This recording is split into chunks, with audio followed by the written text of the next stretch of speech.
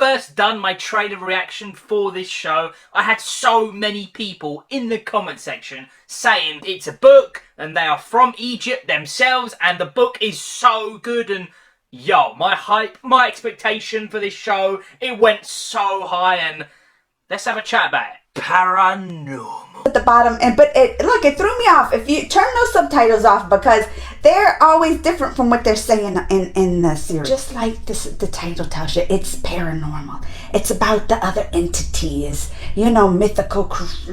I wouldn't say mythical creatures, but like spirits and ghosts and the devil himself, Lucifer. Like all of that's in there. Even like things that, the tarot card readings and stuff like that. It reminded me a lot of, I don't know if you saw the other things on Netflix, the other kind of thrillers, horror thrillers, suspense thrillers, right? The Haunting of House Hill was one. Then they have the new one, who was the same guy who made the first, the Haunting of the Bly Manor. So this kind of follows that along with those same lines, with the supernatural stuff and the suspense, a little horror thriller, and it's right up my alley. The main actor in this. You really pay attention to how much goodness you're getting from something like Paranormal.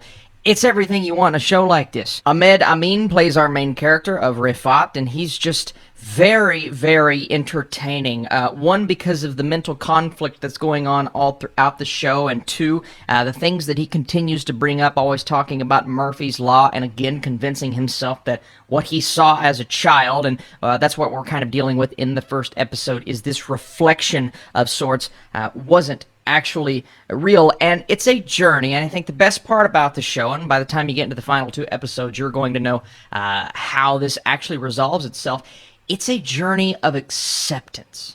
Accepting what you have always kind of believed, what you have always kind of... 7 p.m. I spent the entire evening binging this entire 6-part series, and man, I am so excited to let you all know about this show. And again, shout out to Omar, and also this kind of my intrigued with this show. So again, knowing that it's an Egyptian horror show, I was already kind of hooked, because earlier this year, even though it was kind of a mixed bag, we got Patel, which was an Indian zombie show on Netflix.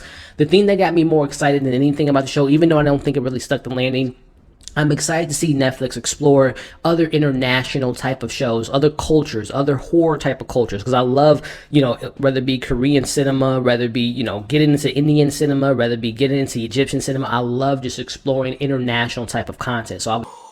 Right, so Paranormal is a brand new Egyptian TV show on Netflix. It is 6 episodes long. Each episode's about 45 minutes to an hour max, and it is rated R. And yeah, it's based off a book which I personally have not read. I actually didn't know anything about this show or book, which is quite nice, going into it completely fresh. Well, semi-fresh. I had so many people commenting on the reaction, letting me know what's going on, which I do appreciate. Big love to you guys, you know who you are. And yeah, the basic story, our main character is a professor in Egypt. By the way, it's in 1979. It is not in present day. But yeah, he is a professor, and basically, he don't believe in nothing. No ghosts, no spirits, no demons, no paranormal stuff, nothing. In fact, in the first episode, he says something, it's not line for line, right? But he says something like this: if 1 + 1 ain't 2, I don't believe it. He has properly turned that switch off, mate. He don't want to know nothing. There's some crazy ass stuff that happens in his childhood, which we get to see in flashbacks, which are one of the best parts of the whole show, to be totally fair. And it is only 6 episodes, and some episodes are only 45 minutes. You can blast this out in an afternoon, quick time. And you've also got a bunch of other characters, some love stuff, which I didn't really like. I ain't about that lovey-dovey stuff. Haunted house, some crazy-ass scenes, properly spooky stuff. We will talk about them in a minute. But yeah, that is basically your story. He don't believe in nothing. His name is Ahmed Amin.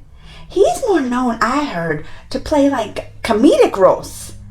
I was shocked to hear this, because him in this role, he was an amazing. I mean, he was so intense. His character's real kind of like has this, depression, always down on himself. I cannot see him otherwise. Actually, I'm looking and watching. This is the first time I've seen him in this paranormal series, and I can't see him in a comedic role. So this is blowing my mind to even hear about that. He plays this character that when he was younger, he saw this spirit, and it was this girl, a little girl, and he fell in love with her. He even told her he loved her, this little girl. And but she was like a spirit in this house, and apparently like she's telling him there's something to do, and he was following her one night, and he fell off the roof. Oh, he tried to jump and fell off the roof, and the brother caught him and broke his leg. And this is just like a tidbit of this stuff. There's so much happening in this series that it will just blow your mind. He's a doctor, so they brought him in from this autopsy, and they get this interesting feeling, and it's one that I've not had in quite a while, and it's one that made this show get better and better and better to the point to where I really would like to see a season 2. I really would. Season 1, maybe a bit overstuffed at times, and I don't normally love narration. Now, I do think the narration is a bit vital in moments. Other moments I wasn't a huge fan of, so I don't think it's the perfect show, but my goodness, it got closer than I ever imagined it would. The fact that it is built like a Scooby-Doo, you have the Monster of the Week setup, and then you have all of these different genres trying to incorporate them and build one entity based off of the thriller, the drama, the horror, the romance, the fact that our main character is a rationalist who is constantly denying anything that has to do with the name of the show, which is paranormal. And even though we do have the haunted house elements, even though this show starts out resembling something like a Bly Manor, it more so resembles something like a Lovecraft Country as it progresses because of the different circumstances every single episode and facing all of these different because she was such a great woman, right? But I really enjoyed her art because, again, she was very kind of narrow-minded. She would just want to please her family. She just wanted to please her fiance. But by the end of the series, she becomes her own woman, right? And she becomes her own character. And I really like the arc and development that we get within that character as well. And last but certainly not least, I wanted to highlight Maggie with the red hair, who we'll talk about that red hair a little bit later. But Maggie, to me, man, she was the only character that did not take the BS from Rayfat. She called him out on his flaws. She called him out, even though he was a celebrity after the second episode, without going to the spoilers. She always was confronting him about his flaws, right? And she was just such a great friend. And, you know, again, there's a love triangle without going into the details between Rayfat, his fiance, and Maggie. But I thought Maggie was just a strong character.